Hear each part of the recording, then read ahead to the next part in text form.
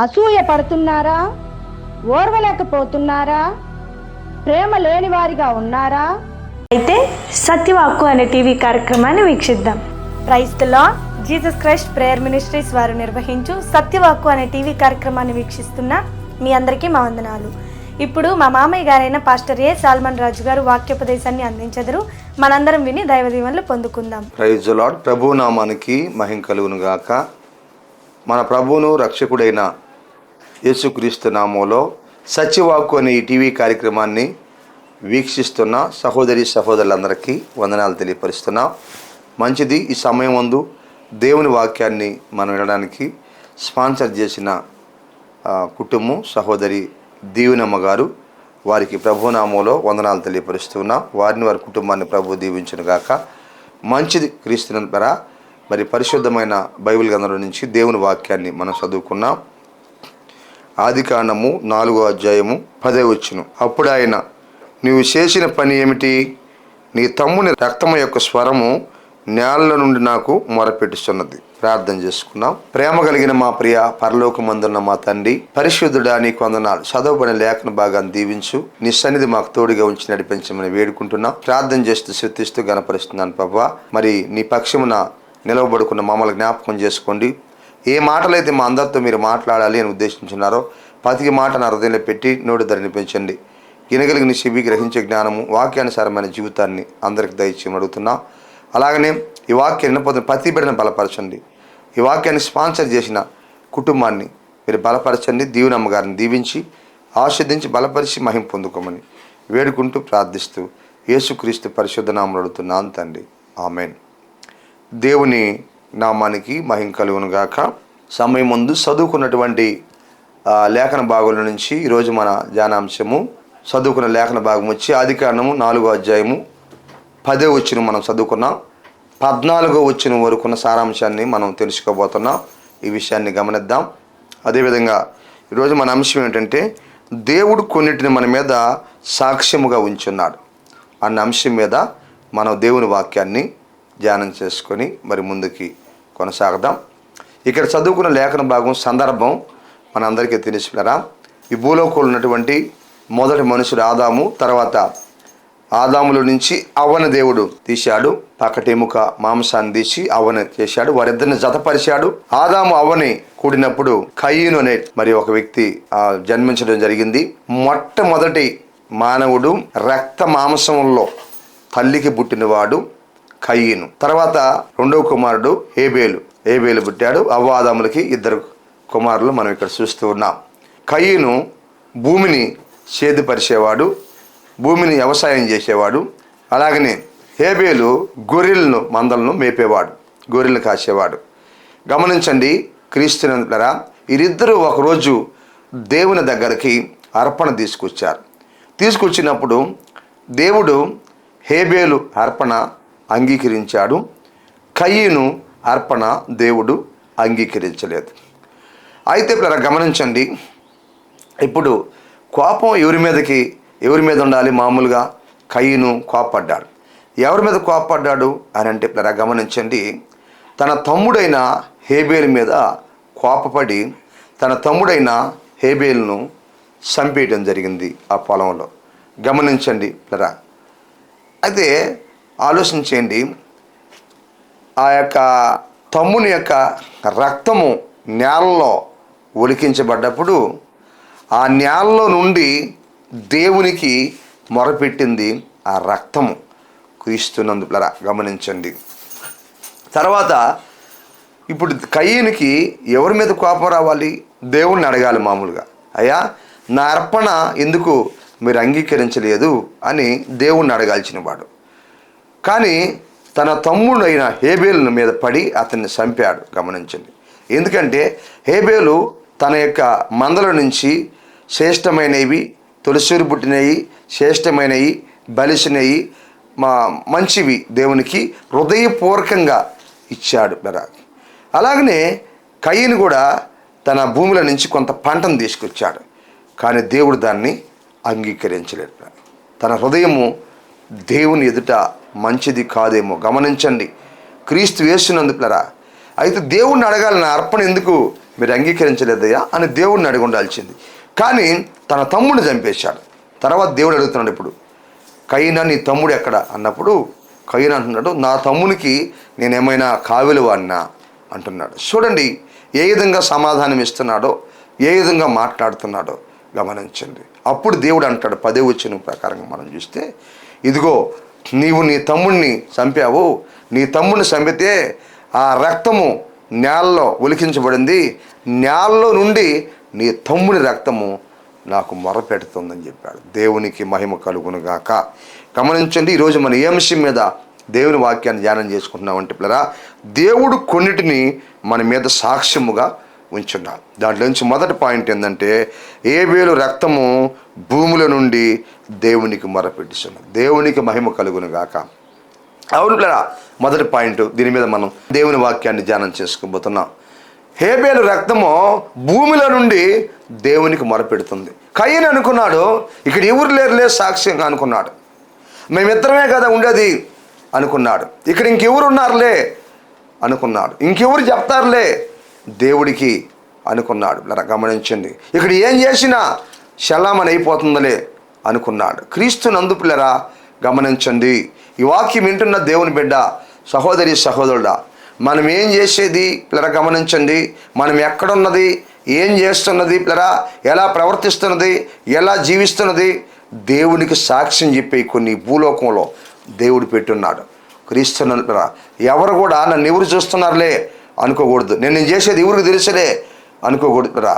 గమనించండి, కయ్యను కూడా అనుకున్నాడు అట్లాగే, నా తమ్ముడిని చంపితే ఇప్పుడు దేవుడికి ఎవరు చెప్తారులే అనుకున్నాడు. ఆయన రక్తం చెబుతుంది, దేవుడు తన రక్తాన్ని ఒక సాక్ష్యముగా ఉంచున్నాడు. రక్తము దేవునికి మొరపెడుతుంది, రక్తము ఏబేలు రక్తం సాక్ష్యాన్ని చెబుతుంది. దేవుడు ప్రియులరా కొన్నిటిని మన మీద సాక్ష్యముగా ఉంచున్నాడు అన్న సంగతి మనం మర్చిపోకూడదు. ఆయన అనుకున్నాడు, ఇక్కడ ఎవరున్నారులే, ఎవరు చెప్తారులే, చంపేస్తే దేవుడు తెలియదులే అనుకున్నాడు. ఇప్పుడు రక్తం మొరపెడతా ఉంది. వాక్యం వింటున్న సహోదరి సహోదరుడా, ఇదిగో ఏబేలు రక్తము దేవునికి నేలలో నుండి మొరపెడతా ఉంది, లేక సాక్ష్యం చెప్తా ఉంది. అసలు ఈ కయ్యను ఎలాంటి వాడంటే ఆయన గురించి మనం ఆలోచన చేస్తే పిల్లరా, ఒకటి ఆయన అసూయపరుడు. కయ్యను ఎలాంటి వాడంటే అసూయపరుడు. ఇప్పుడు తన అర్పణ దేవుడు అంగీకరించలేదు, ఎవరిని అడగాలి? హేబేల్లో తప్పేం లేదు కదా. హేబేల్లో తప్పు లేనప్పుడు తన అర్పణ దేవుడు అంగీకరించినప్పుడు ఒకవేళ ఏదైనా ఉంటే దేవుడిని అడగాలి. గమనించండి, తన తమ్ముడి అర్పణ దేవుడు అంగీకరించాడని, తన అర్పణ అంగీకరించలేదని అసూయ పెట్టుకున్నాడు హృదయంలో. అసూయపరుడు క్రీస్తును. ఈ అసూయ ఎలాంటిదంటే ప్రాణాలు తీసేదాకైనా వెళ్ళిపోతుంది ఈ అసూయ. అసూయపరులు వాళ్ళు సంతోషంగా ఉండలేరు, ఇతరులను కూడా సంతోషంగా ఉండేవారు. క్రీస్తును. అసూయ చాలా ప్రమాదం, అసూయ చాలా డేంజరీ, అసూయ ప్రాణాలు తీస్తుంది. అసూయపరులు ఎవరు కూడా వాళ్ళు సమాధానంగా ఉండలేరు, వాళ్ళు సంతోషంగా ఉండలేరు, వాళ్ళు ఆనందంగా ఉండలేరు, ఇతరులకు కూడా సంతోషంగా ఉండనివ్వరు అసూయపరులు. ఈ వాక్యం వింటున్న దేవుని బిడ్డ, ఈ వాక్యంలో మనం ఏం నేర్చుకుంటున్నాం? ఒకవేళ కయ్యన స్వభావం నీలో ఉందేమో ఆలోచించు. నువ్వు అసూయ పడుతున్నావేమో, ఇతరుల మీద అసూయ పడుతున్నావేమో, నీకంటే ఏరే వాళ్ళు బాగుంటే అసూయ పడుతున్నావేమో, ఏరే వాళ్ళు గొప్పగా ఉంటే అసూయ పడుతున్నాయేమో, ఏరే వాళ్ళు పేరుంటే అసూయ పడుతున్నాయేమో, వాళ్ళకి పలుకుబడి ఉంటే అసూయ పడుతున్నాయేమో, వాళ్ళు సంపాదించుకుంటా ఉంటే అసూయ పడుతున్నాయేమో, వాళ్ళు దేవుళ్ళు ఎదుగుతుంటే అసూయ పడుతున్నాయేమో, దేవుడు వాళ్ళు మెచ్చుకుంటా ఉంటే అసూయ పడుతున్నాయేమో, దేవుడు వాళ్ళని ఆశీర్వదిస్తూ దీవిస్తూ ఉంటే అసూయ పడుతున్నాయేమో. జాగ్రత్త, వాక్యం తెలియపరుస్తుంది. అసూయపరుడు కయ్యేను. ఒకవేళ వాళ్ళని ఏళ్ళు చూసి వాళ్ళ అభివృద్ధిని చూసి నువ్వు వారవలేకపోతున్నావా, అసూయ పడుతున్నావా? నీలో కయ్యను గుణం ఉంది, నీలో కయ్యను స్వభావం ఉంది, నీలో కయ్యను యొక్క మనస్తత్వం ఉందని వాక్యం మనకు తెలియపరుస్తుంది. అసూయపరుడు. ఈరోజు కూడా ఎంతోమంది సంఘాల్లో అసూయపరుడు, చుట్టూ అసూయపరులుగా కనిపిస్తున్నారు. క్రీస్తునందులరా ఒకరు ఎదుగుతూ ఉంటే ఓరవలేని వారు అసూయపరులు, ఓర్చుకోలేని వారు, క్రీస్తును కుళ్ళుతో ఉన్నటువంటి వారు, కుతంత్రాలతో ఉన్నటువంటి వారు గమనించండి సంఘాల్లో కూడా కనిపిస్తూ ఉన్నారు. క్రీస్తు యేసును ఒక సేవకుడు అభివృద్ధి అవుతూ ఉంటే అసూయపడేవాళ్ళు, ఒక విశ్వాసి అభివృద్ధి అవుతూ ఉంటే అసూయపడేవాళ్ళు. గమనించండి, ఈ వాక్యం వింటున్న సహోదరి సహోదరుడా, నీలో అసూయ ఉంటే నువ్వు అభివృద్ధి కాలేవు, నీలో అసూయ ఉంటే ఎంత మాత్రం దేవుడు నిన్ను ఇష్టపడడు. నీలో అసూయ ఉంటే నువ్వు నష్టపోతావు, నీలో అసూయ ఉంటే నువ్వు ఇబ్బంది పడతావు, నీలో అసూయ ఉంటే నీకు ప్రమాదం ఉంది, తొందరగానే ప్రమాదం ఉంది, జాగ్రత్త. అందుకే ఈ వాక్యం ద్వారా దేవుడు నీతో మాట్లాడుతున్నాడు. నువ్వు అసూయల నుంచి బయటకు రావాలి.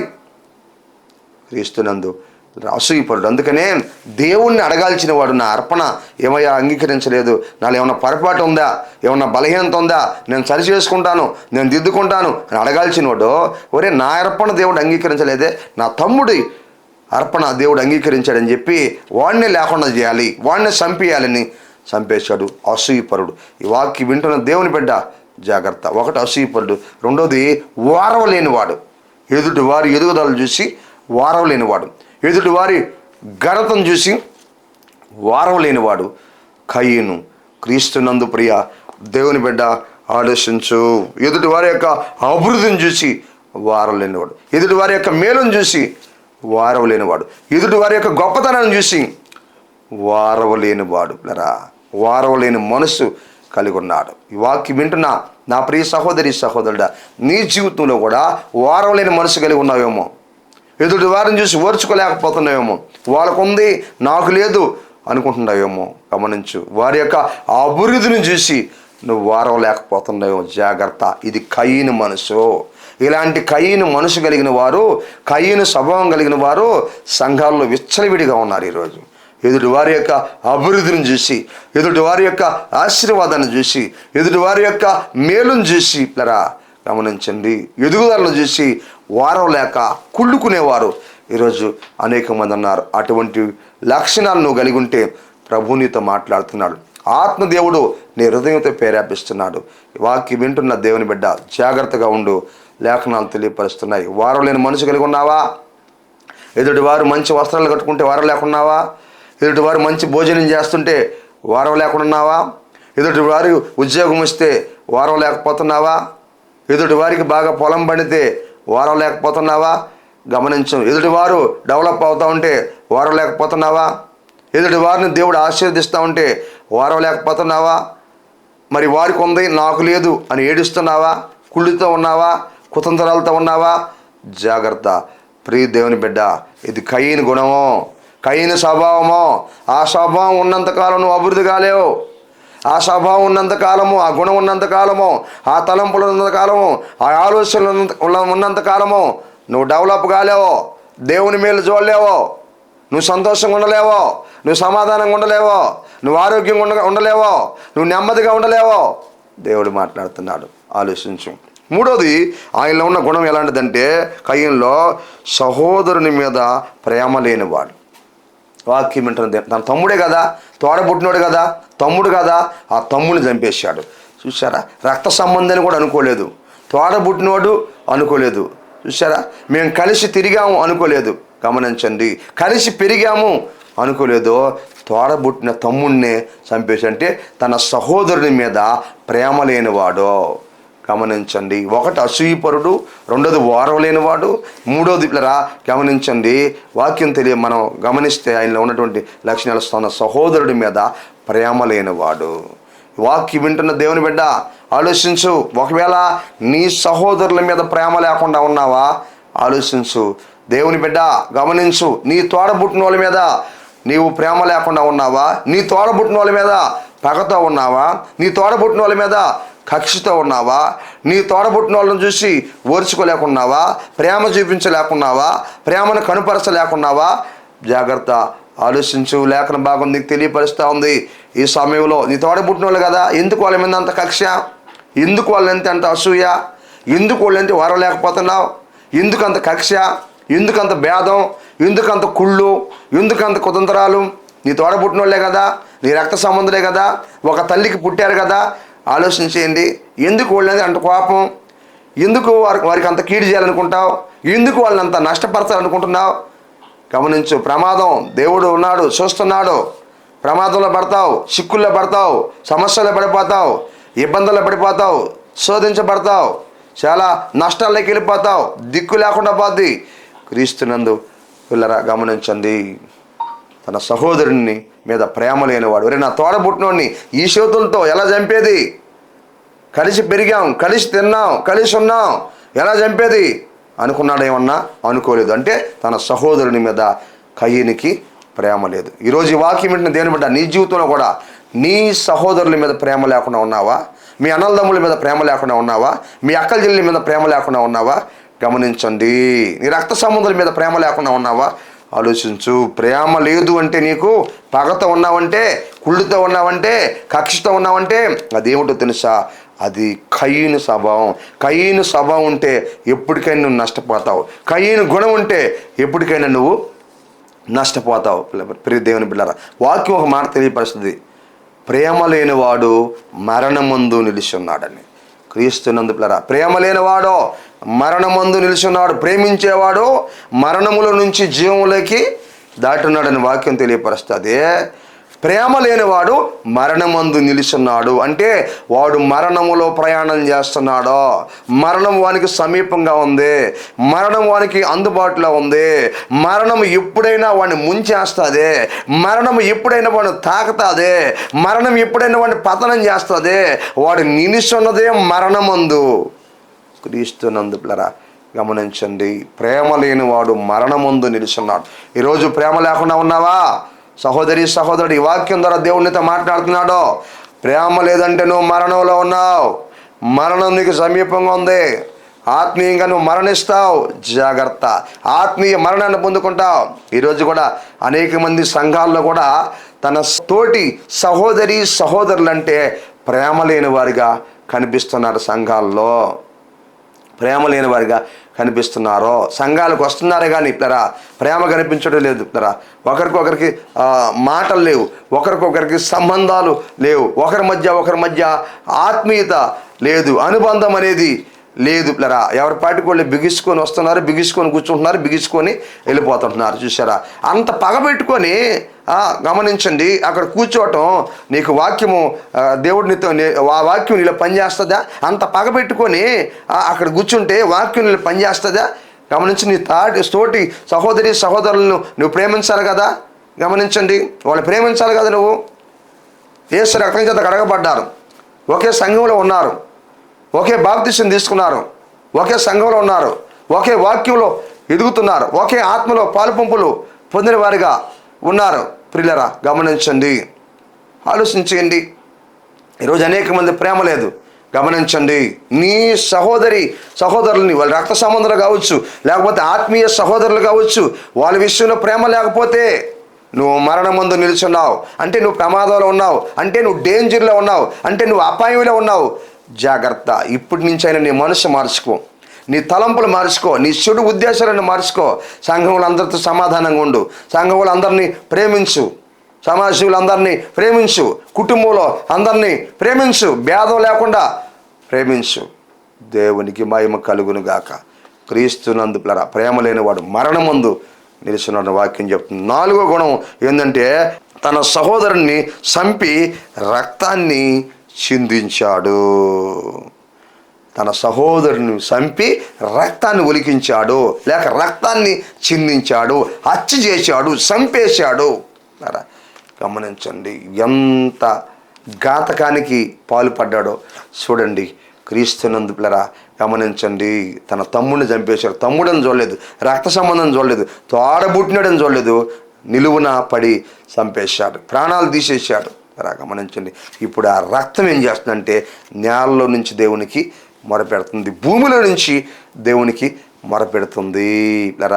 ఏం సాక్ష్యం ఇస్తుందంటే, వాక్యం చెబుతుంది, రక్తం సాక్ష్యం చెప్తుంది. ఇదిగో కయ్యను చంపేశాను నన్ను, రక్తం సాక్ష్యం చెప్తుంది. ఈ వాక్యం ఏంటన్నా దేవుని బిడ్డ, జాగ్రత్త.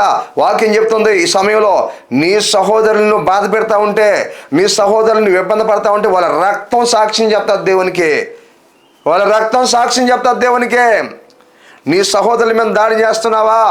నీ సహోదరుని రక్తాన్ని నువ్వు చిందిస్తున్నావా? నీ సహోదరుని ఒకవేళ చంపుతూ ఉన్నావా? నీ సహోదరుని చంపాలనుకుంటున్నావా? వాళ్ళ మీద కుళ్ళుతో ఉన్నావా? వాళ్ళ గాయపరుస్తున్నావా? వాళ్ళని అవమానిస్తున్నావా? వాళ్ళ బాధ పెడుతున్నావా? నీ రక్త సంబంధాలు, నీ తోడుబుట్టిన వాళ్ళు, నీ అన్నదమ్ముళ్ళు, నీ అక్క చెల్లెళ్ళు, వాళ్ళ విషయంలో ఒకవేళ నువ్వు ఇదిగో ఆ విధమైనటువంటి ఆ విధానంలో నువ్వు ముందు కొనసాగుతున్నట్లయితే, వాళ్ళ రక్తం దేవునికి మొరపడుతుంది. జ్ఞాపకం చేసుకో. వాళ్ళ రక్తం దేవునికి మొరపెడుతుంది, వాళ్ళ రక్తం దేవునికి సాక్ష్యం చెప్తుంది. నీ సహోదరుల విషయంలో మోసం చేయకూడదు, అన్యాయం చేయకూడదు, అక్రమం చేయకూడదు. సహోదరి సహోదరుడా, తాటి సహోదరుడు దోచుకుంటున్నావేమో, దొంగిలిస్తుంటున్నావేమో ఆలోచించు. కొంతమంది ఆస్తులు పంచుకునే దగ్గర చూడండి మోసం చేస్తారు, సహోదరుల్ని మోసం చేస్తారు. డబ్బు పంచుకున్న దగ్గర, బంగారు పంచుకునే దగ్గర, ఆస్తులు పంచుకున్న దగ్గర, వస్తువులు పంచుకునే దగ్గర ఆలోచించేయండి. భూములు పంచుకునే దగ్గర, ఇళ్ళు పంచుకునే దగ్గర ఏం చేస్తారంటే ఒకరినొకరు మోసం చేసుకుంటారు. వాళ్ళ రక్తం మొరపెడతారు. జాగ్రత్త. అన్యాయం చేస్తున్నావా నీ సహోదరుడికి? నీ అన్నదమ్ములకి అన్యాయం చేస్తున్నావా? నీ అక్క చెల్లెలకి అన్యాయం చేస్తున్నావా? నీ రక్త సంబంధాలకు అన్యాయం చేస్తున్నావా? నీ తోడబుట్టిన వాళ్ళకి అన్యాయం చేస్తున్నావా? నువ్వే గొప్పవాడు అయిపోవాలనుకుంటున్నావా? జాగ్రత్త. వాళ్ళు దోచుకుంటున్నావా? వాళ్ళు దొంగిలించుకుంటున్నావా? అన్యాయంగా పట్టుకుంటున్నావా? వాళ్ళ రక్తము దేవునికి మొరపెడుతుంది, వాళ్ళ రక్తము దేవుని సూచిస్తుంది. క్రీస్తునందు ప్రియ దేవుని బిడ్డలారా, తర్వాత నువ్వు నష్టపోవాల్సి వస్తుంది. వాక్యం తెలియపరుస్తుంది. అందుకే దాని యొక్క పరిణామం ఏం జరిగిందంటే 4 విషయాలు మనం చూసాము ఇక్కడ కయీను గురించి. 1 అసూయపరుడు, 2 వారం లేనివాడు, 3 తన సహోదరుడి మీద ప్రేమ లేనివాడు, 4 తన సహోదరుడి మీద పడి చంపే రక్తాన్ని చిందించినవాడు. అయితే ఏం జరిగిందంటే ఇప్పుడు రక్తం ఏం చేసింది? దేవునికి మొరపెట్టింది. ఇప్పుడు దేవుడు మాట్లాడుతున్నాడు కయీనుతో. ఆలోచించి మాట్లాడుతూ దాని ప్రతిఫలం అనుభవించాల్సి వచ్చింది. ఏమనుభవించాల్సి వచ్చిందంటే 1 శపించబడ్డాడు. చూడండి ఏం జరిగిందో చూడండి. శపించబడ్డాడు అంటే శపించబడినటువంటి అనుభవంలోకి వెళ్ళిపోయాడు కయీను. కారణం ఏమిటి? తన తమ్ముడిని చంపాడు. కారణం ఏమిటి? రక్తం మొరపెట్టింది దేవునికి. ఎందుకు చంపాడు? అసూయ. ఎందుకు చంపాడు? వరలేనితనం. ఎందుకు చంపాడు? ప్రేమ లేనివాడు. తన తమ్ముని రక్తాన్ని చిందించాడు. ఇప్పుడు ఆ రక్తం మొరపెట్టింది. శపించబడిన అనుభవంలోకి వెళ్ళిపోయాడు. క్రీస్తును ఏరే వాళ్ళకి ద్రోహం చేయకూడదు, ఏరే వాళ్ళకి అన్యాయం చేయకూడదు. దేవుడు చూస్తూ ఉండడో, శిక్షిస్తాడో, శిక్ష అనుభవించాలి. ఎవరైనా సరే పాపం చేసినప్పుడో, తప్పు చేసినప్పుడో, పొరపాటు చేసినప్పుడో దాని ప్రతిఫలం పొందుకోవాల్సిందే ఎవరైనా సరే. క్రీస్తును ఇప్పుడు కయీను మనం చూసినప్పుడు శపించబడ్డాడో, దేవుని ద్వారా శపించబడ్డాడో గమనించండి, ఆలోచించండి. శపించబడిన అనుభవంలోకి వెళ్ళిపోయాడో, శాపాన్ని నెత్తిన పెట్టుకున్నాడో, శాపాన్ని కొనుక్కొసుకున్నాడో, శాపాన్ని అనుభవిస్తున్నాడో, శపించబడిన అనుభవంలోకి వెళ్ళిపోయాడో. ఈరోజు కూడా అనేక మంది గమనించండి, దేవుని వాక్యానికి విరోధంగా బ్రతుకుతూ తన సహోదరుల్ని మోసం చేసి, అన్యాయం చేసి, తన సహోదరుల్ని అక్రమంగా వాళ్ళ దగ్గర దోచుకొని ఈరోజు అనేక మంది శాపంలో ఉన్నారు, శపించబడిన అనుభవంలో ఉన్నారు. నీవు వేరే వాళ్ళని మోసం చేస్తున్నావా? శపించబడిన అనుభవంలోకి వెళ్ళిపోతావు. వేరే వాళ్ళకి చెందాల్సింది నువ్వు దోచుకుంటున్నావా? వేరే వాళ్ళని ఇబ్బంది పరుస్తున్నావా? నీ రక్త సంబంధాలని శపించబడిన అనుభవంలోకి వెళ్ళిపోయాడు కయీను. మన జీవితాల్లో కూడా అది జరుగుతుంది, గుర్తుపెట్టుకోవాలి. ఆలోచించండి. క్రీస్తునందు శపించబడిన అనుభవంలోకి వెళ్ళిపోయాడు కయీను. శాపంలోకి వెళ్ళిపోయాడు కయీను. శాపాన్ని అనుభవిస్తున్నాడు కయీను. క్రీస్తునందు రెండోది మనం ఆలోచన చేస్తే కయీను విషయంలో ఏం జరిగిందని, నేల తనకు సారం ఇవ్వలేదో. ఎందుకు తెలుసా? తాను నేల మీద అంతకుముందు ఏం చేస్తున్నాడు? వ్యవసాయం చేస్తున్నాడు. నేల మీద విత్తనాలు వేసినప్పుడు గమనించండి, నేల మీద విత్తనాలు వేసి కష్టం చేసినప్పుడు ఆ నేల తనకు సారం ఇవ్వలేదో గమనించండి. రెండోదిగా కారణము శపించబడి ఉన్నాడు. అందుకే అంతకుముందు నేల సారాన్ని ఇచ్చేది, అంతకుముందు నేల పంటనిచ్చేది, అంతకుముందు సమృద్ధి అయిన పంటనిచ్చేది. కానీ ఎప్పుడైతే శపించబడ్డాడో కష్టపడుతున్నాడు. కానీ ఆలోచించింది, నేల తన సారము ఇవ్వదని దేవుడు శపించేశాడు. గమనించండి. క్రీస్తుని ఏ నేల అయితే ఆ రక్తాన్ని తాగిందో, ఏ నేల రక్తం ఉందో ఆ నేల నుంచి రక్తం మొరపెట్టింది, అదే నేల మీద ఈయన సేద్యం చేసినప్పుడు అది నీకు సారం ఇవ్వదు అని చెప్పాడు. శపించబడిన అనుభవం ఉన్నాడు కనుక. అవును కొంతమంది వాళ్ళ జీవితాల్లో ఏ పని చేసినా అభివృద్ధి కాలేరు. కారణం ఏంటంటే శపించబడినటువంటి అనుభవం. దేవుని వాక్య ప్రకారంగా బ్రతక్క, దేవుని వాక్య ప్రకారంగా జీవించక చాలా పనులు చేస్తూ ఉంటారు కొంతమంది గమనించింది. కానీ వాళ్ళు ఏ పని చేసినా ఆశీర్వాదాన్ని పొందుకోలేరు, ఏ పని చేసినా నష్టమే. ఏ పని చేసినా ఇబ్బందే. ఏ పని చేసినా దీవెన ఉండదు. ఏ పని చేసినా వెనకబడిపోతారు పిల్లరా. ఈ పని చేసి ఈ వ్యాపారం చేసి కొంత నష్టపోతారు, దీంట్లో రాలేదని. ఇంకొక వ్యాపారం చేస్తారు, దాంట్లో నష్టపోతారు. ఇంకొక వ్యాపారం చేస్తారు, దాంట్లో కొంత నష్టపోతారు. ఈ రీతిగా నష్టపోతూనే ఉంటారు, కానీ ఆదాయం రాదు కొంతమందికి మనం చూసినప్పుడు. కారణం ఏంటంటే మనం గుర్తించాలి పిల్లరా, ఈడ నేల తన సారాన్ని ఇవ్వాల, ఆదాయాన్ని ఇవ్వాల, పంటను ఇవ్వలేదు పిల్లరా. ఈరోజు కూడా సంఘాల్లో అనేక మంది శపించబడిన అనుభవంలో ఉండి వాళ్ళు ఏ పని చేసినా నష్టాన్ని పొందుకుంటున్నారు, డెవలప్ కాలేకపోతున్నారు. ఏ పని చేసినా ఏ వ్యాపారం చేసినా ఇలా గమనించండి, అక్కడ మేలునేది వాళ్ళకి జరగటం లేదు. కారణం ఏంటంటే శపించబడిన అనుభవంలో ఉన్నారని మనం గ్రహించాల్సిన వారంగా ఉన్నాం ఈ సమయంలో. అందుకని అభివృద్ధి కాలేకపోతున్నారు పిల్లరా. పెట్టుబడి అయితే పెడుతున్నారు కానీ ఆదాయం రావటం లేదో గమనించండి. కారణం ఏమిటి? శపించబడినటువంటి అనుభవంలో ఉన్నారని మనం గుర్తించాల్సిన వారంగా ఉన్నాం. మూడో విషయాన్ని మనం ఆలోచన చేస్తే భూమి మీద దిగులు పడుతున్నాడు. 14వ వచనం దాకా మీరు చూసుకుంటే అన్నీ ఉంటాయి. భూమి మీద ఏం చేస్తున్నాడు? దిగులు పడుతున్నాడు. సంతోషం లేదో, తమ్ముడిని చంపాడో సంతోషం లేదో, రక్తాన్ని చిందించాడో అందుకే సంతోషము లేదో, భూమి మీద దిగులు పడుతూ ఉన్నాడు. క్రీస్తునంతర గమనించండి, దిగులు పడుతున్నాడు. దిగులు, వేదన ఆలోచించేయండి, గమనించండి. ఎందుకో తెలుసా? మనస్తత్వం మంచిది కాదో, అసూయపరుడో, ఓరవ లేనివాడో, ప్రేమ లేనివాడో, తమ్ముడిని చంపినవాడో ద్రోహి. గమనించండి. అందుకే పరిణామం ఏమనిపిస్తున్నాడు? ఒకటి శాపాన్ని అనిపించాడు, రెండోది భూమి తనకు సారాన్ని ఇవ్వదని దేవుడు చెప్పేశాడు. భూమి సారాన్ని ఇవ్వటం లేదు. మూడోది దిగులుతో బ్రతుకుతున్నాడు భూమి మీద. ఎప్పుడు సంతోషం లేదో, ఎప్పుడు సమాధానం లేదో, ఎప్పుడు నెమ్మది లేదో, ఎప్పుడు ఆనందం లేదో, దిగులో. ఈరోజు కూడా చాలామంది దిగులుతో బ్రతుకుతున్నారు. ఈ వాక్యాన్ని ఉంటున్నా నా ప్రియ సహోదరి సహోదరుడా, దిగులుతో బ్రతుకుతున్నారు, భయంతో బ్రతుకుతున్నారు, వేదంతో బ్రతుకుతున్నారు, ఆందోళనతో బ్రతుకుతున్నారు. కారణం ఏందో? ఒకవేళ కయీన్లాగా శపించబడిన అనుభవంలో ఉన్నాయేమో. ఆలోచించి నీ జీవితాన్ని నువ్వు సరిచేసుకుంటావని, నీ ఆలోచనను సరిచేసుకుంటావని, నీ బ్రతుకును నువ్వు సరిచేసుకుంటావని దేవుడు మాట్లాడుతున్నాడు. దిగులో, భయమో, దిగులో ఎప్పుడు ఏం జరగద్దో. నిద్రపట్టడం లేదు, చాలామందికి నిద్రపట్టడం లేదో, ఆందోళన, భయము, దిగులో, వేదన, ఎప్పుడు ఏం జరగద్దా, ఇప్పుడు పరిస్థితి ఎలా ఉంటుందా, ఏమైపోతామా అన్న దిగులుతో, ఆందోళనతో, భయముతో మనుషులు బ్రతుకుతున్నారు ఈరోజు. ఈ వాక్యం వింటున్న దేవుని బిడ్డ, అలా నువ్వు దిగులుతో ఉండడానికి, ఎప్పుడు బట్టే దిగులు, ఎప్పుడు నీకు సంతోషం లేదు, ఎప్పుడు నీకు నెమ్మది లేదు, ఎప్పుడు నీకు ఆనందం లేదు. ఏంది కారణం? శాపం నీ మీద ఉందేమో, దాన్ని తొలగించుకో. ముందు శాపం నీ మీద ఉందేమో, దాన్ని తొలగించు. కయ్యూలు లాంటి మనస్తత్వం కలిగి నువ్వు శాపాన్ని తెచ్చుకున్నావేమో, కయ్యూలు లాంటి గుణాన్ని కలిగి నువ్వు శాపాన్ని తెచ్చుకున్నావేమో. ఆలోచించు. ఆ శాపాల నుంచి నువ్వు బయటకు రావాలి. ప్రభువుని అడుగు, పశ్చాత్తాపడు, ప్రభువా నన్ను క్షమించమని అడుగు. ప్రియ దేవుని బిడ్డ, నీలో ఉన్న దిగుల్ని దేవుడు తీసేయగలడు. దిగులు పడుతూ ఉన్నారు చాలామంది. అదేవిధంగా మనం ఆలోచన చేస్తే ఇంకా 4వ విషయాన్ని మనం చూస్తే దేశదిమ్మరై తిరిగాడు. ఆలోచించండి, దేశదిమ్మరై తిరిగాడు. వాక్యం వింటున్న దేవుని బిడ్డ, దేశదిమ్మరై తిరిగాడు. అవును, పిచ్చోడై తిరిగాడు. ఆలోచించేయండి. ఒక ముద్ర పడిపోయింది మెడలో. కయ్యన్ని చంపినోడికి 7 అంతల ప్రతిదండన. చూసారా?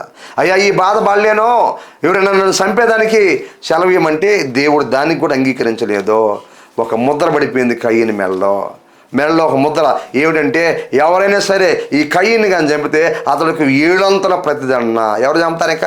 ఎవరు చంపేదానిక? అలాగనే దేశదిమ్మరై తిరిగాడు, పిచ్చోడై తిరిగాడు. కారణం అసూయ. అసూయ ఎడ తీసుకెళ్ళింది? పిచ్చోడుగా మార్చేసింది. ఓరలేని తను ఎక్కడ తీసుకెళ్ళింది? పిచ్చోడుగా మార్చేసింది. ప్రేమలేని తను ఎక్కడ తీసుకెళ్ళింది? పిచ్చోడుగా మార్చేసింది. శాపంలోకి తీసుకెళ్ళింది. తమ్ముని చంపాడు, ఎక్కడ తీసుకెళ్ళింది? శాపంలోకి తీసుకెళ్ళిపోయింది. భూమి సారాన్ని ఇవ్వలేదు. గమనించండి. దిగులుతో బ్రతుకుతున్నాడు. ఇప్పుడు పిచ్చోడై తిరుగుతున్నాడు కయ్యను. ఈ వాక్యాన్ని దేవుని బిడ్డారు. కొంతమంది కూడా వాళ్ళ జీవితాల్లో ఊరూరు తిరుగుతూ ఉంటారు. ఇక్కడ ఆదాయం లేదని ఇంకొక దగ్గరికి, అక్కడ ఆదాయం లేదని ఇంకొక దగ్గరికి, అక్కడ ఆదాయం లేదని ఇంకొక దగ్గరికి. చూసారా, ఊరూరు తిరుగుతూ ఉంటారు కొంతమంది. గమనించండి. ఒకవేళ అలా తిరిగే ముందు ఒకటి ఆలోచించు. ప్రభు దగ్గర నువ్వు కూర్చొని మోకరించి పశ్చాత్తాపడి కన్నీరు గార్చి, అయ్యా ఎందుకు మేము ఇదంతా వదిలిపెట్టుకొని తిరుగుతా ఉన్నాం, ఒకవేళ కయ్యంలాగా శాపం మా మీద ఉందేమో, ఏ పని చేసినా డెవలప్ కాలేకపోతున్నాం, ఏ పని చేసినా ఆశీర్వాదం లేదు అని ఏడిసి మొరపెడితే ఒకవేళ దేవుడు నీతో మాట్లాడి చక్కటి మార్గాన్ని నీకు చూపిస్తాడు. నీ పాపాలను ఒప్పుకుంటే క్రీస్తు యేసును ఊరూరు తిరుగుతూ ఉంటారు. గమనించండి. ఇంటి పట్టున ఉండరు, ఊరి పట్టున ఉండరు పిల్లరా. గమనించండి. ఊరూరు తిరుగుతూ ఉంటారు అనమాట. అక్కడ మరి ఆ పనుల మీద తిరుగుతూ ఉంటారు. ఎక్కడ పోయి ఏ వ్యాపారం చేసినా ఏ పని చేసినా ఫలితం ఉండదు, ప్రయోజనం ఉండదు. కారణం ఏంటి తెలుసా? శాపం, శాపం, శాపం. ఇక్కడ చూడండి, దేశదిమ్మరే తిరుగుతున్నాడు, పిచ్చోడే తిరుగుతున్నాడు. క్రీస్తునందు పిల్లరా కారణం చూడండి. అందుకే రక్తం సాక్ష్యం చెప్పింది. తర్వాత ఇంకోటి ఏం జరిగింది ఆయనకి పరిణామం అంటే, ఐదోదిగా దేవుని సన్నిధిలో లేకుండా విలువబడ్డాడు. చూసారా, ఇక దేవుని సన్నిధిలో అవకాశం లేదో, దేవుని సన్నిధిలో లేకుండా విలువేయబడ్డాడు. గమనించండి. అవును, విలువేయబడిన స్థితిలోకి వెళ్ళిపోయాడు. ఇక దేవునితో సంబంధం లేదో, దేవునితో సహవాసం లేదో, దేవునితో బంధం లేదో. గమనించండి. విలువేయబడినటువంటి స్థితిలోకి వచ్చేసాడు కయ్యేను. వాక్యం వింటున్నటువంటి దేవుని బిడ్డ, దేవునితో బంధాలు లేదు, సంబంధం. ఒకప్పుడు దేవునితో సంబంధం కలిగిన వాడు, ఒకప్పుడు దేవుని దగ్గరకు వస్తున్నటువంటి వాడు ఈరోజు ఏది లేకుండా పోయింది. అవును కదా, కొంతమంది వారి జీవితాల్లో దేవునికి దూరం అయిపోయిన, ఇలా కయ్యిన స్వభావం ఉండి దేవునికి దూరం అయిపోయిన వాళ్ళు ఎంతోమంది, దేవుని మందిరానికి దేవునితో సంబంధం లేకుండా దూరం అయిపోయిన వాళ్ళు ఎంతోమంది ఉన్నారో, మందిరంతో సంబంధం లేకుండా దూరం అయిపోయిన వాళ్ళు ఎంతోమంది ఉన్నారో, సేవకులతో సంబంధం లేకుండా దూరం అయిపోయిన వాళ్ళు ఎంతోమంది ఉన్నారో, సంఘ సహవాసం లేకుండా, సంఘంతో సంబంధం లేకుండా దూరం అయిపోయిన వాళ్ళు ఎంతోమంది ఉన్నారు. కారణం తెలుసా? మనం అనుకోవాలి, శపించబడినటువంటి అనుభవం, వాళ్ళ యొక్క అసూయే వాళ్ళని అలా చేసింది, వారి యొక్క వారలేని మనసే వాళ్ళని అలా చేస్తుంది పిల్లరా, వారిలో ప్రేమ లేని విధానమే వాళ్ళని అలాగా మారుస్తుంది, ఇతరులకు కీడు చేసే స్వభావమే వాళ్ళని అలా మార్చేసి ఈరోజు ప్రభు సన్నిధికి కూడా కొంతమంది దూరం అయిపోయినారు, సంఘానికి దూరం అయిపోయినారు, సత్యానికి దూరం అయిపోయినారు. గమనించండి. ఇక్కడ మనం చూస్తే ఆయనకు జరిగిన పరిణామాలు, నష్టాలు మనం చూస్తే దేవుని సన్నిధిలో లేకుండా వెలివేయబడ్డాడు. అవును, క్రీస్తునందు పిల్లరా దేవుడే పక్కకు దోసేస్తాడు. పొరపాటు చేస్తే వెనకపోయామనుకోండి, దేవుడే పక్కకు నెట్టేస్తాడు, దేవుడే పక్కకు దోసేస్తాడు కదా. పొరపాటు చేస్తా వాక్యానుసారంగా జీవించకుండా ఇష్టప్రకారంగా సంఘంలో జీవిస్తూ ఉంటే నెట్టాడు పడేస్తాడు, పక్కకి ఈడ్చేస్తాడు, పక్కకి తొలగించేస్తాడు, పక్కకి. క్రీస్తునందు పిల్లరా గమనించండి. అందుకే వాక్యం చెబుతుంది మనకి పిల్లరా, మనం చూస్తున్నాం దేవుడు కొన్ని మన మీద సాక్ష్యంగా ఉంచున్నాడు. జరా ఆలోచించండి. ఏముంచాడు అంటే, ఇదిగో రక్తము, కయ్యిన రక్తము భూముల నుంచి దేవునికి మొరపెడుతుంది. పిల్లరా గమనించండి. నీ రక్త సంబంధులకి నువ్వు అన్యాయం చేయకూడదు, మోసం చేయకూడదు. కయ్యిన జీవితం చూడండి పతనం అయిపోయింది, చివరికి శాపంలోకి వెళ్ళి. రెండో విషయాన్ని మనం చూద్దాం. ఒకటి, రక్తాన్ని సాక్ష్యంగా పెట్టినాడని మనం చూసాం. రెండో విషయాన్ని మనం చూద్దాం పిల్లరా, పరిశుద్ధమైన బైబిల్ గ్రంథంలో నుంచి మత్తయి సువార్త 12వ అధ్యాయము 36, 37 వచనాలు మనం చూడగలిగితే, రెండోది పిల్లరా, మన నోటి మాటలు సాక్ష్యముగా ఉన్నాయి. దేవునికి మహిమ కలుగును గాక. ఈ వాక్యం వింటున్న సహోదరి సహోదరుడా, మన నోటి మాటలే సాక్ష్యంగా పెట్టినాడు దేవుడు. మన నోటి మాటలు సాక్ష్యంగా ఉన్నాయి. ఆలోచించు. నువ్వేమైతే మాట్లాడుతున్నావో ఆ నోటి మాటలే ఈ సాక్ష్యం చెప్తాయి రేపు ప్రభువు దగ్గర. జాగ్రత్తగా ఉండాలి మన మాటలో. మన మాటలు అవునంటే అవును, కాదంటే కాదు అన్నట్టుగా ఉండాలి. వాక్యం చెలవిస్తుంది, వాటికి మించి వచ్చినది దుష్టుని నుండి పుట్టినదని లేఖన భాగాలు మనకు తెలియపరుస్తున్నాయి. వ్యర్థమైన మాటలు మాట్లాడకూడదు, అనవసరమైన మాటలు మాట్లాడకూడదు, అబద్ధమైన మాటలు మాట్లాడకూడదు, మోసపూరితమైన మాటలు మాట్లాడకూడదు. మన మాటలే సాక్ష్యం చెప్తాయి రేపు ప్రభు సన్నిధిలో. మన మాటల్ని ప్రభు సాక్ష్యంగా ఉంచున్నాడు. నీ మాటలే నిన్ను గురించి రేపు ప్రభు దగ్గర సాక్ష్యం చెప్తాయి. ఈరోజు నువ్వేం మాట్లాడుతున్నావో, నువ్వేం మాటలు పలుకుతున్నావో, నీ నాలుగు ద్వారా, నీ నోటి ద్వారా ఏ మాటలు నువ్వు మాట్లాడుతున్నావో ఆ మాటలే నిన్ను గురించి ప్రభు దగ్గర సాక్ష్యం చెప్తాయి. అలా ఏరే వ్యక్తి సాక్ష్యం ఉండాల్సిన అవసరం లేదో, ఇంకొకరు సాక్ష్యం చెప్పాల్సిన అవసరం లేదో. నీ మాటలే సాక్ష్యం చెప్తాయి. నీ మాటలే నిన్ను బట్టిస్తాయి నీ ప్రభు దగ్గర. నీ మాటలు బట్టి నీ జీవితం ఉంటుంది, నీ మాటలు బట్టి నీ బ్రతుకుంటుంది, నీ మాటలు బట్టి నీ స్థితి ఉంటుంది. నోరుందని, నాలుగుందని, అడిగేవాళ్ళు లేరని, మందలించేవాళ్ళు లేరని నీ ఇష్ట ప్రకారంగా మాట్లాడబాకు ఈ భూలోకంలో. ప్రియ దేవుని బిడ్డ, దేవుడి వాక్యం మనల్ని హెచ్చరిస్తూ ఉంది. ఈ సమయంలో నీకు నచ్చినట్టుగా మాట్లాడకు, అబద్ధాలు ఆడకు, మోసపూరితమైన మాటలు మాట్లాడకు, అన్యాయమైన మాటలు మాట్లాడకు, ద్రోహంతో కూడినటువంటి మాటలు మాట్లాడకు, కుళ్ళు కుతంత్రాలతో కూడినటువంటి మాటలు మాట్లాడకు. దేవుని బిడ్డ గమనించు, ఎలా మాట్లాడుతున్నావు ఈరోజు, నువ్వు ఎలా బ్రతుకుతున్నావు.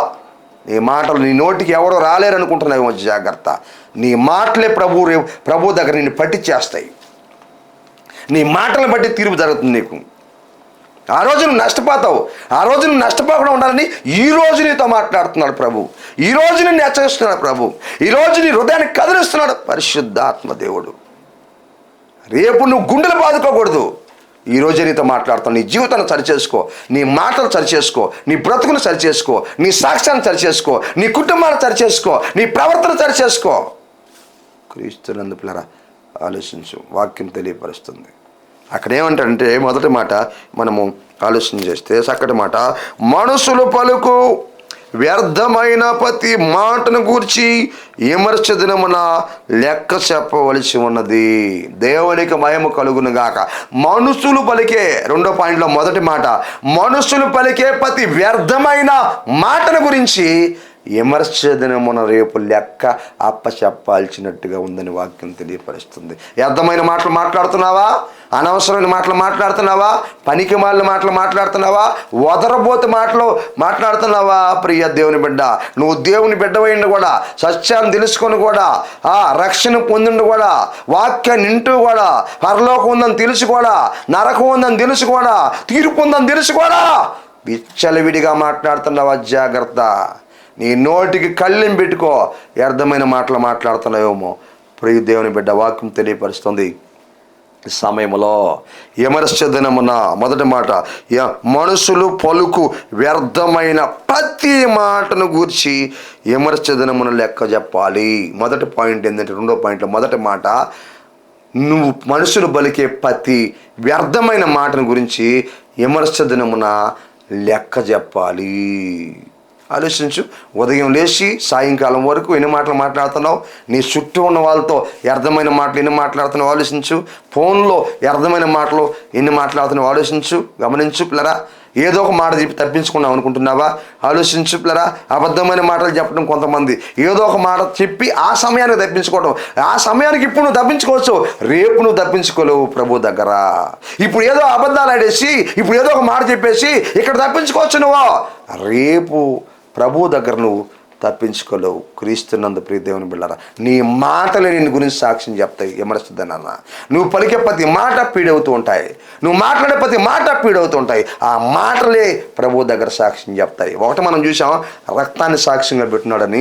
రెండోది మనం చూస్తున్నాం, మన మాటలే మన గురించి సాక్ష్యం చెప్తాయి. క్రీస్తునందు పిల్లరా, విమర్శ దినమునా నువ్వు పలికే అర్థమైన ప్రతి మాట గురించి లెక్క చెప్పాలి. ఆ రోజు నువ్వు తలదించుకోవాలి. ఆ రోజు నువ్వు సిగ్గుతో తలదించుకోవాలి. ఈరోజు ప్రభు నీతో మాట్లాడుతున్నాడు. నీ బతుకుని సరి చేసుకుంటావని, నీ జీవితాన్ని సరి చేసుకుంటావని, నీ కుటుంబాన్ని సరి చేసుకుంటావని, నీ సాక్ష్యాన్ని సరి చేసుకుంటావని. దేవుని బిడ్డ, ఈ మాటలు నీకు బాధగా అనిపించు, కష్టంగా అనిపించు, అవమానకరంగా అనిపించు, నీ మేలు కొరకే దేవుడు మాట్లాడుతున్నాడు. నీకు పరలోక రాజ్యాన్ని ఇవ్వాలని మాట్లాడుతున్నాడు. నీకు నిత్యాత్మాన్ని ఇవ్వాలని మాట్లాడుతున్నాడు. నీ నోటు కూర్చుని మాటల్లా మాట్లాడద్దు. విమర్శ దినాన్ని లెక్క చెప్పాలి. విమర్శ దినాన్ని లెక్క చెప్పాలి. ప్రియ దేవుని బిడ్డలారా, రెండో మాటను మనం చూస్తే, అక్కడ ఆలోచన చేస్తే రెండో మాట, నీ మాటను బట్టి నీవు నీతిమంతుడని తీర్పు నొందుతువు. దేవునికి మహిమ కలుగును గాక. ఇక్కడ నీ మాటలను బట్టి, ఏ మాటలైతే ఇక్కడ మాట్లాడతావో, ఇక్కడ మంచి మాటలుగా నువ్వు మాట్లాడుతుంటే, యథార్థమైన మాటలు మాట్లాడుతూ ఉంటే, పరిశుద్ధమైన మాటలు మాట్లాడుతూ ఉంటే లరా, నీ మాటలను బట్టి వ్యర్థమైన మాటలు మాట్లాడకుండా అవసరమైన మాటలే మాట్లాడుతూ లరా నువ్వు జీవిస్తా కానీ వస్తే ఈ లోకంలో, నీ మాటలను బట్టే అక్కడ నువ్వు నీతిమంతుడివని తీర్పు పొందుతావు పరలోకంలో. నీ మాటలు అక్కడ నువ్వు నీతిమంతుడికి నిన్ను తీర్చిదిద్దుతాయి. ఈరోజు ఏం మాట్లాడుతున్నావు? నీ మాటలను బట్టి అక్కడ నీతిమంతుడిగా ఉంటావు. నీ మాటలను బట్టి అక్కడ భక్తిపరుడుగా ఉంటావు. నీ మాటలను బట్టే రేపు నీకు పరలోక రాజ్యంలో ప్రవేశం ఉంటుంది. ఆలోచించు. నీతిమంతుడిగా తీర్పు పొందుతావు అక్కడ నీ మాటలను బట్టి. గమనించు సహోదరి సహోదరుడా, ఆలోచించు. ఇక్కడ అందుకే మనం మంచి మాటలు మాట్లాడాలి. మన మాట అవునంటే అవును, కాదంటే కాదు అన్నట్టుగా ఉండాలి. మాట తప్పని వాడు లోపము లేనివాడని వాక్యం తెలియపరుస్తూ ఉంటారా. అవును కదా, మన జీవితాలు ఎన్నోసార్లు మాటలు తప్పిపోతూ ఉంటాం, మాట మార్చేస్తూ ఉంటాం, మాట తిప్పేస్తూ ఉంటాం. వీటన్నిటికీ లెక్క చెప్పాలి. వాక్యం ఉంటుంది, యాకోబు రాసిన పత్రికలు దేవుని వాక్యం చలవిస్తూ ఉంది. మాట తప్పని వాడు లోపము లేనివాడు. అనేక లోపాలతో మనం పరలోక రాజ్యం పోలేం కదా. ఆ సంగతిని ప్రతి ఒక్కరూ మనం గుర్తుపెట్టుకోవాలి. మాట కరెక్ట్గా చెప్పాలి. క్రీస్తునందులరా మాట మారవకూడదు, మాట తప్పకూడదు, మాట తిప్పకూడదు.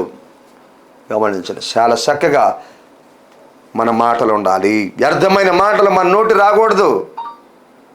క్రీస్తు, నీ మాటలను బట్టి నువ్వు నీతిమంతుడు అని తీర్పు పొందుతావు. ఇక్కడ మంచి మాటలు మాట్లాడేవనుకోండి, అనవసరమైన మాటలు మాట్లాడకుండా ఉన్నావు అనుకోండి, వ్యర్థమైన మాటలు మాట్లాడకుండా ఉన్నావు అనుకోండి, ఇక్కడ మంచి మాటలు మాట్లాడుతూ వచ్చావనుకోండి, ఈ మాటలే రేపు ప్రభువు దగ్గర పరలోకంలో ఏం చేస్తాయంటే సాక్ష్యాన్ని ఇస్తాయి. ఆ సాక్ష్యాన్ని బట్టి నువ్వు నీతిమంతుడు అని తీర్పు పొందుతావు. క్రీస్తునందులరా, నువ్వు నీతిమంతురాలు అని తీర్పు పొందుతావు. నువ్వు మంచి వ్యక్తివని తీర్పు పొందుతావు. నీ మాటలు సాక్ష్యం ఇస్తాయి. రెండోది, మూడో విషయాన్ని మనం అక్కడ చూస్తే, నీ మాటలను బట్టి అపరాధివని తీర్పు నొందుదువు.